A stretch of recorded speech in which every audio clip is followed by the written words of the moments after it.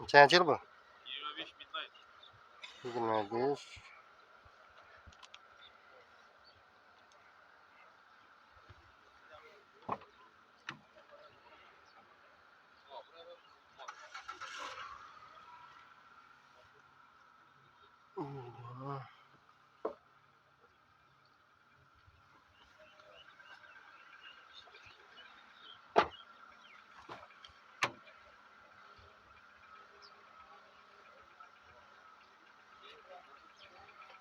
Kraska? Kraska родной dedi. Kraska javob. Teşekkür ederim. Teşekkür ederim dedi.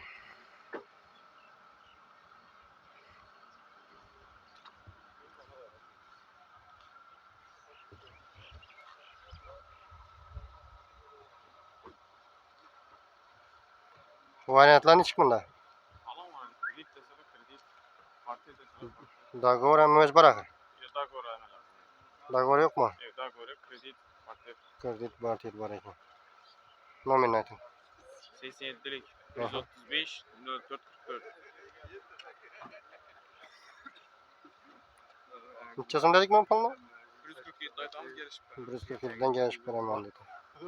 Telefon aytaverasizlar.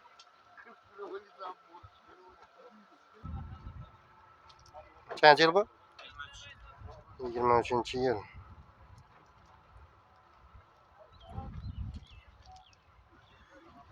Necha yurgan? 87 ming yurgan.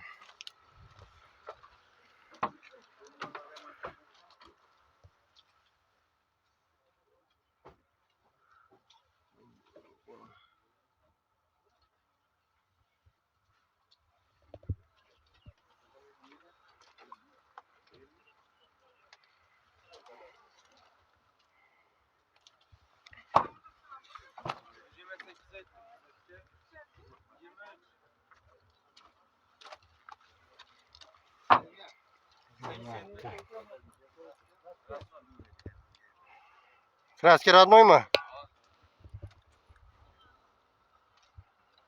Kraskasi родной dedi. Tekshirib olaverasizlar. Bir qator ko'rsatib.